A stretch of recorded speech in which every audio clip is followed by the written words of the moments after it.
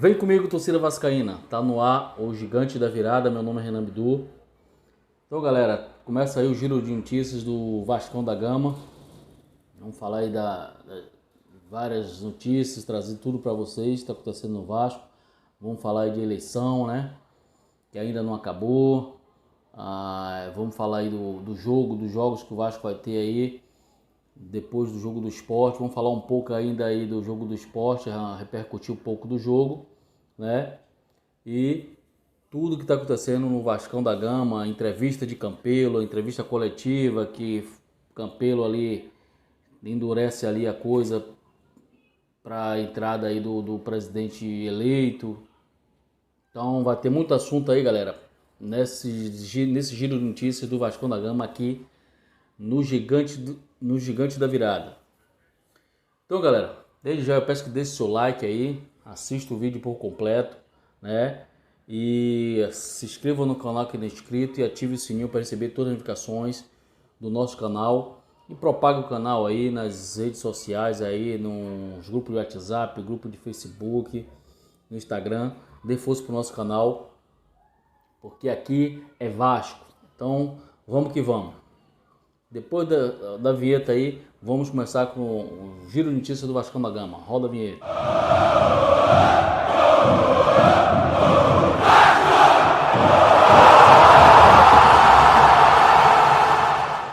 Então, galera, voltamos aí, é o giro de notícias do Vascão da Gama.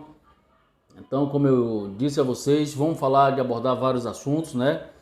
Começando aí pelo jogo que o Vasco teve aí contra o Sport, né? Um jogo muito importante, o Vasco venceu, precisava vencer essa partida, né? Para poder caminhar, sair ali da zona de confusão ali, da zona de rebaixamento ali, o Z4, o famoso Z4. O Vasco venceu o jogo, venceu com autoridade, né? Foi um jogo ali bem estudado. O Vasco ali, o Sapinto entrou bem postado ali com esse esquema de 3 zagueiros, né?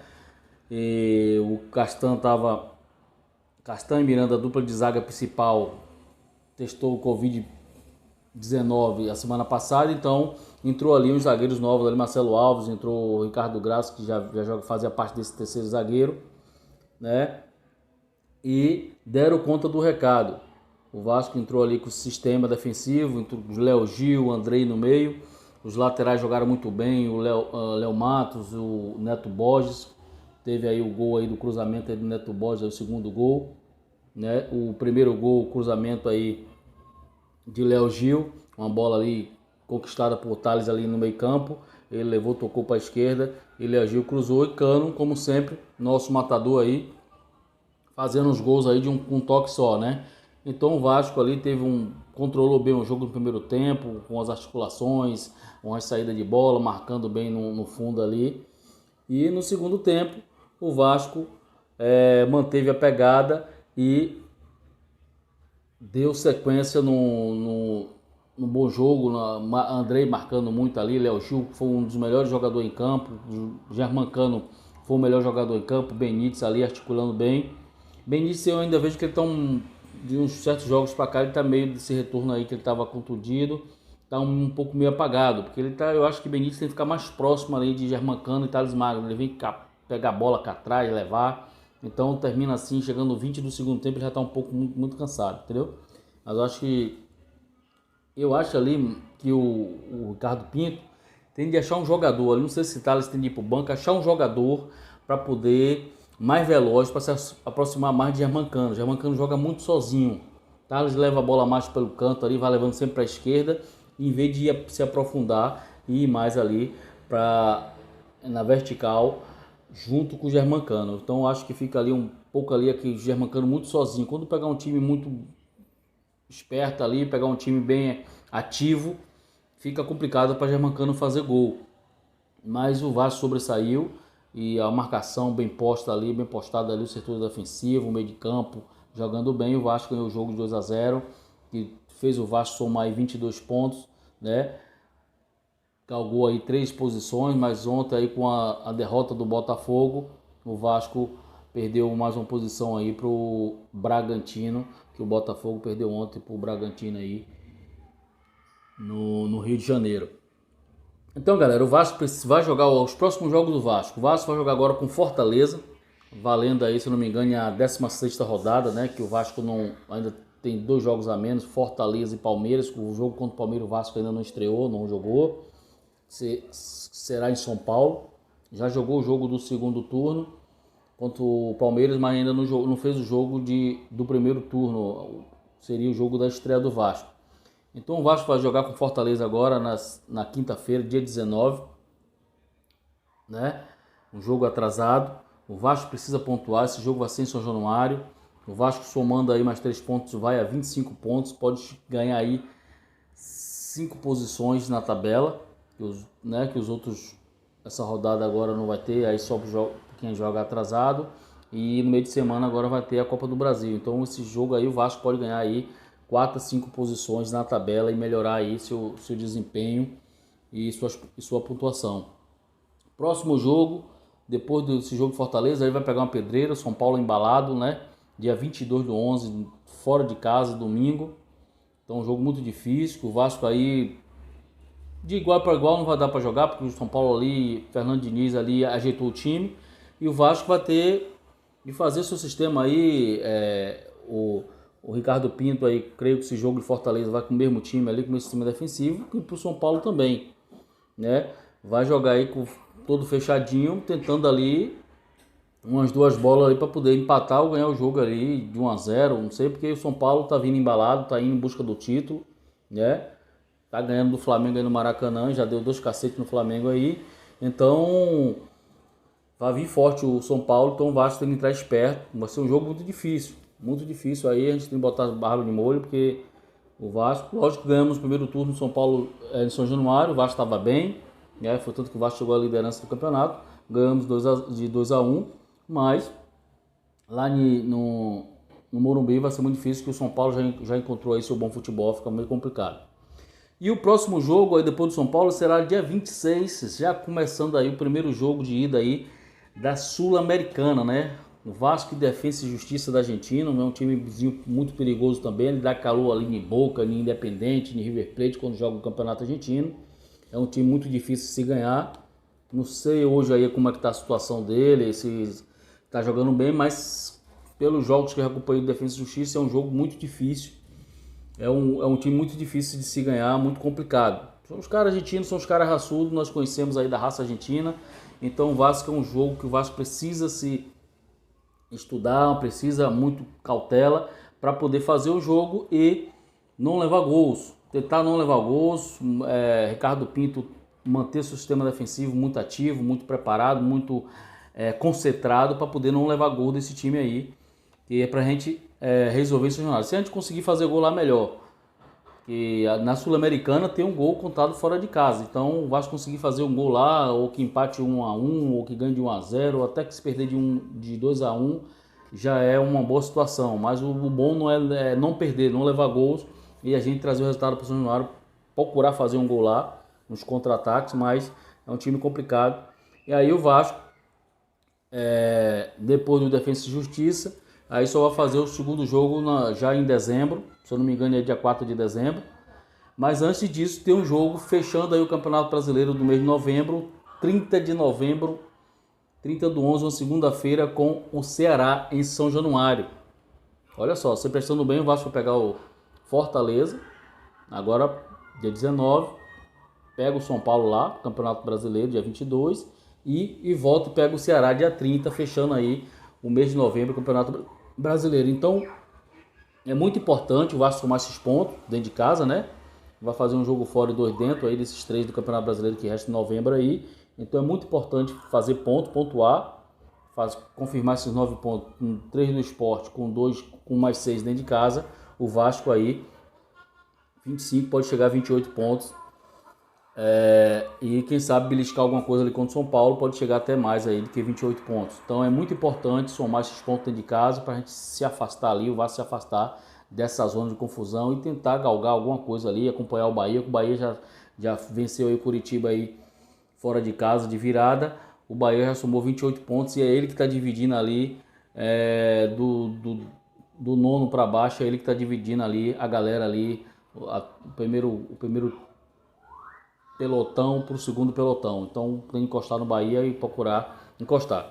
Então, galera, vamos entrar em outro assunto aí. Não tem como fugir das eleições, não tem como fugir dessa turbulência que o Vasco está passando. Eleições dia 7 de novembro, eleições dia 14 de novembro, e ainda não está decidido quem será o presidente do Vasco, ainda está em justiça. Eleve esse ano aí derrubou a liminar que dava validade a essa eleição do dia 14.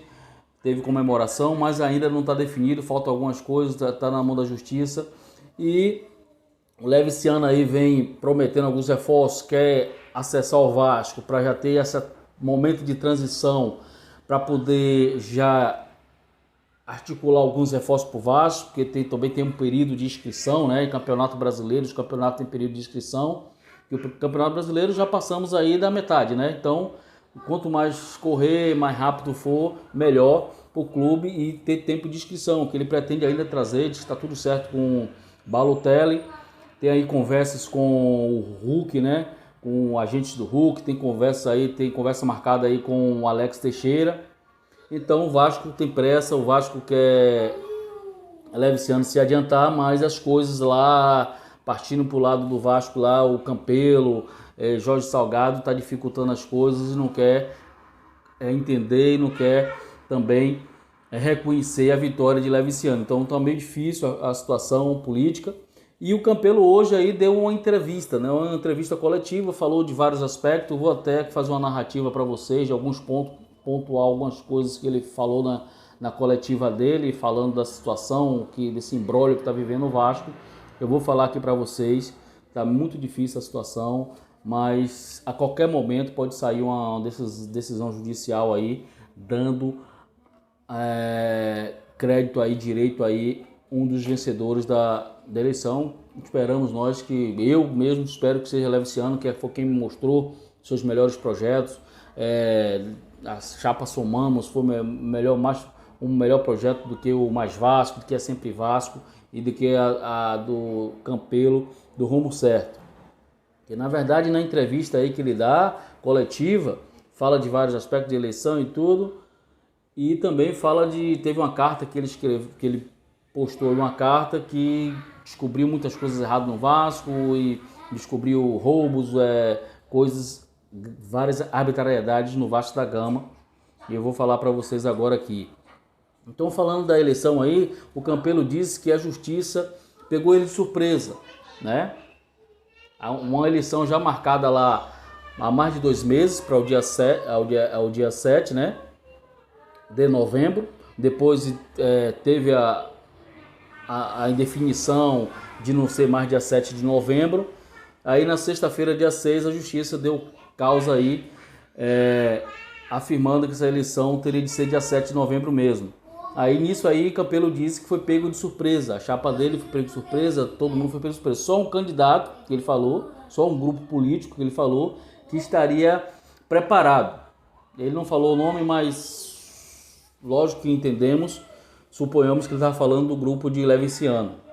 Ele acha aí que Leviciano, por ser um cara cercado aí da justiça, advogado, bem renomado, então estaria mais preparado para esse pleito aí de última hora, né? Na concepção dele, porque a eleição estava marcada há 2 meses atrás, que seria agora no início de novembro, na primeira semana de novembro. Ele disse que ainda se achou surpreso. E também ele disse que a diretoria do Vasco vai acatar o que a justiça determinar. Se a justiça determinar que seja Jorge Salgado, será Jorge Salgado, ele disse que vai aceitar. Se a justiça determinar que seja Leviciano, ele vai acatar a decisão da judicial, Leviciano como presidente. Mas o que Leviciano alega é que ele está dificultando a situação, tipo assim, poderia já deixar ele se aproximar mais do Vasco para ter um momento mais de transição, conversar e articular algumas coisas, mas ele disse que não tem outra saída a não ser a espera da justiça. E também ele falou que disse que o presidente vencedor só irá entrar no Vasco a partir da segunda quinzena de janeiro de 2021. Isso quando finda seu mandato, né? Na segunda semana, lá para o dia 19 e tal, de janeiro de 2021 que o candidato eleito poderá entrar no Vasco. E aí já as coisas, o Campeonato Brasileiro já está chegando na reta final, as coisas começam a se tornar mais difíceis. Aí o cara tem que fazer um planejamento para 2021, a partir de fevereiro de 2021, fazer um planejamento para o Vasco. O Vasco precisando de muitas coisas, resolver muitas coisas, investimento, e o cara, quem for eleito aí, decidido pela justiça, não vai poder trazer nada de benefício para o Vasco da Gama até então o Campelo esteja lá dentro. Então fica meio complicado. Ele diz também que o Vasco não vai ser tomada de assalto. Ele alega aí que como sempre ele falou na coletiva, e não deu nomes de ninguém, mas quem é inteligente não precisa fazer muita coisa, perceber muita coisa, porque ele disse que o candidato não vai deixar o Vasco ser tomado de assalto. Segundo ele, alega que o Leviciano está fazendo muita propaganda, diz que vai trazer Balotelli, vai trazer Jovinko, vai trazer Alex Teixeira, Hulk, falando em trazer Hulk, fazendo contratação. Aí foi até feita uma pergunta sobre o Benítez, ele disse que Leviciano já contratou o Benítez. Então, ele disse que o Vasco não vai ser tomado de assalto, dizendo ele que só vai entrar no Vasco lá quando realmente for decidido o pleito aí a quem é de direito, né? Então vamos aguardar aí. E falando aí das urnas, né, da eleição de dia 7 de novembro, que teve lá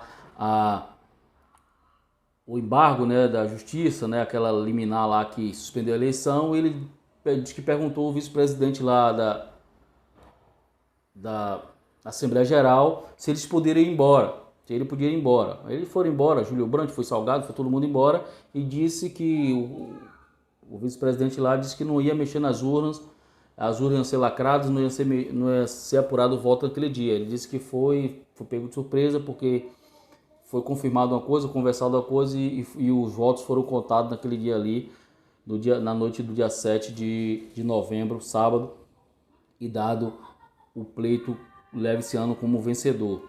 Então ele disse que ali ficou muito contrariado e não seria aquela atitude ser tomada. E falando dessa carta aí, ele disse que na sua pegou muitas coisas erradas no Vasco, pegou ali no Bordeiro, no dia de jogos, gente subtraindo dinheiro do Vasco, deu um resultado, uma quantia de dinheiro, e aí foi passado outra, então foi descobrir muitas coisas, pessoas lá, diretores, gente que comandava o Vasco, notas de seguranças do jogo, tinha segurança lá, valia tantos, 250 ali no seu trabalho ali no dia do jogo, aí o nego botava notas de outro valor, então diz que muita arbitrariedade, muitas coisas erradas. E ele foi questionado, também teve a questão de gratuidade, aí entrava não sei quantas mil pessoas e só era para entrar tantas, então diz muitas coisas erradas. Ele falando alguns tópicos da carta, na entrevista coletiva, eu estava achando que ele pegou ali coisas que veio da administração passada, né? E a administração passada foi quem o colocou lá no Vasco. Tá falando de uma coisa, tá falando do ex-presidente, do falecido, né? Que não tá aí para se defender. Aí ele foi, o repórter lá, não me recordo agora quem foi, perguntou ele: ô Campelo, foi isso aí aconteceu na gestão sua ou na gestão anterior? Foi gente da gestão anterior ou da sua gestão? Ele: não, na minha gestão. Aí eu achei uma coisa absurda isso, porque se for na gestão dele, o clube não foi bem gerido, não foi bem administrado, né? Como é que se você pegou pessoas da outra gestão e deu continuidade ao trabalho, você tem de reunir essa equipe, reunir essas pessoas, eu quero meu trabalho assim, assim, assim, eu quero meu trabalho dessa forma, e vai regir aqui o que eu disser, vai transcorrer o que eu disser, o que eu for descrever na minha administração. Se ele não fez isso, colocou pessoas novas lá no cargo, para cuidar de borderô de jogo, para cuidar de entrada, para cuidar de outras coisas, acho que até nota de ambulância, era recibos de serviço, prestação de ambulância, essas coisas. Então, se ele não colocou as pessoas, se ele colocou as pessoas novas, pessoas para trabalhar com ele, outra equipe diferente, ele não soube gerir, ele não foi respeitado pela própria equipe. Então, o roubo aconteceu na própria gestão dele. Se aconteceu na gestão dele, ele não soube gerir o clube. Ainda me bota o nome de uma chapa de rumo certo. Como é que o clube estava no rumo certo, que o clube estava sendo sangrado por funcionários, trabalhadores que trabalham no Vasco? Ele não deu nomes. Segundo ele, perguntaram por nome, que ele deixar o nome, ele disse que não ia dar nomes, porque ele não estava ali para sofrer processos, então não teria como dar nomes. Então, se você não vai dar nomes, não precisava você relatar nada. Pegava a sua administração, colocava tudo num saco, o que aconteceu de bom e de ruim, amarrava, jogava no mar, sei lá, porque para que você divulgue uma coisa e você não vai dar uma queixa, prestar uma queixa do que aconteceu. Então, você foi conivente. Então, era para ser relatado, para quê? Vai adiantar o que agora? No fim do meu mandato, eu vou falar o que acontecia no Vasco, mas quem era o gestor? Era o próprio Campelo. Então, não adianta falar essas coisas agora mais, que o Vasco já foi surrupiado, então o Vasco não sobrava dinheiro, não sobrava... Tinha jogo e o dinheiro do jogo a bilheteria era menos do que se esperava. Então são coisas obscuras que acontecem no Vasco. Então a gente torce para que seja fazer valer o direito do sócio-torcedor, a vontade do sócio-torcedor. A gente torce que as coisas sejam mais claras, transparentes, que o clube seja mais bem visto pelo torcedor, mais fiscalizado pelo sócio-torcedor, que nós vascaínos não merecemos isso. Então, um absurdo de coisas que vem acontecendo no Vasco que já não dá mais para aguentar. E além de tudo, para finalizar aí a coletiva dele, ele disse que os candidatos, Jorge Salgado e Leviciano, era para entrar em um consenso. E ele ainda propôs os candidatos fazer outra eleição, participar de outra eleição, quer dizer, a terceira eleição para tirar um presidente do Vasco, para dar finalidade, ter um vencedor do pleito. É brincadeira? Quer dizer, o torcedor é palhaço, o sócio-torcedor do Vasco é palhaço? Não concordo com isso. Então, galera, para não me estender mais, é isso aí. A notícia do Vasco, as coisas, esperamos que de qualquer momento pode ser definido isso aí, esse pleito aí, e que dê vitória. Eu mesmo aí estou torcendo que Leviciano ganhe, que eu acho que é a melhor proposta, é o melhor candidato, pode ser presidente, que tem os melhores projetos, quem sabe, e vamos pedir aí que o nosso Vascão tenha boa sorte. Desde já agradeço, deixe seu like aí, galera, e obrigado pela atenção. E se inscreva no canal que não é inscrito e ative o sininho para receber todas as notificações, porque aqui é Vasco. Enquanto houver um coração infantil, o Vasco será imortal. Valeu!